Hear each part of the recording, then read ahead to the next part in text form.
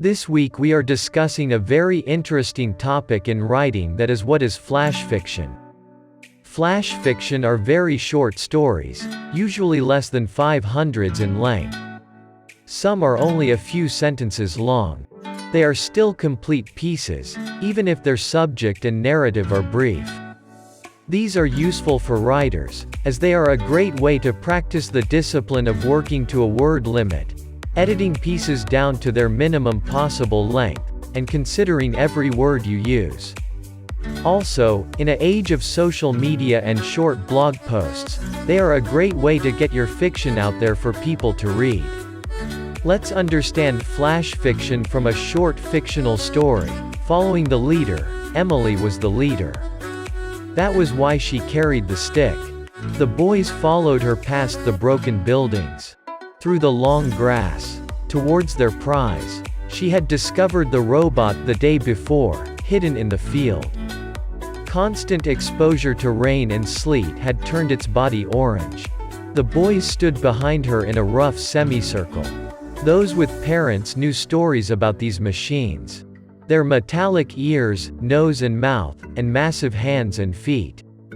These additions were an attempt at intimidation. The magic still remained.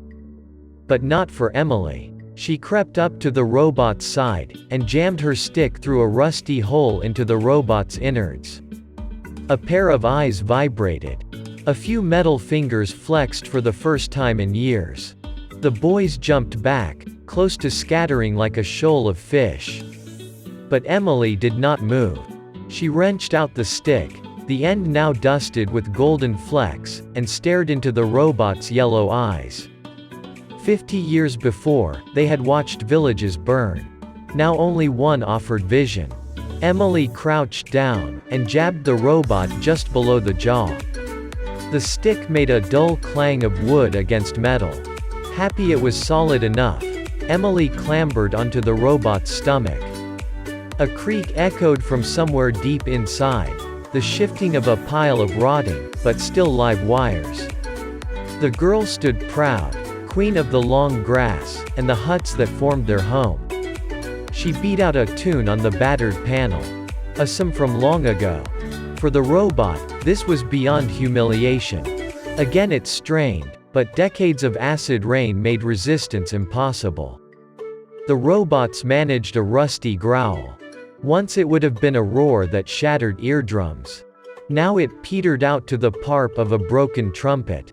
The boys watched with interest. One bent down, and slipped a rock into his hand. Another reached up and touched a freezing steel arm. He clambered up to join Emily. Soon the other boys followed. Those with shoes jumped up and down. Those without shoes enjoyed the roughness under their toes. Emily looked at them, and knew this was their new playground. The robot watched with his remaining eye. He used to watch the birds, but the birds are all gone. Explanation. This piece has a lot of visual elements, which carry a lot of the heavy lifting of the story. You know something terrible has happened in the past of this world, which has affected those living there. The robot, and perhaps conversely the stick, suggest a sci-fi, post-apocalyptic setting without having to waste valuable time breaking down what has happened. And yet the overall story is a snapshot of time. One that explores the emotion of psychology of the characters, rather than digs in the narrative of their lives. Point to remember. Do not let this be an obstacle for your stories. Instead, allow the short length to examine ideas which would not last the scrutiny of a longer piece. We can feel the robot's sadness at the end, without having to think too much about how it got there. Credits. Dylan Spicer. You can follow him at Twitter at Dylan Spicer to find more of his work. Here is an exercise for all of you. What universe can you create in less than 500 words? Submit your entries below and we will be waiting to evaluate the same. Don't forget to peek into our website www.i2write.com for an advanced learning experience regarding writing. See you soon.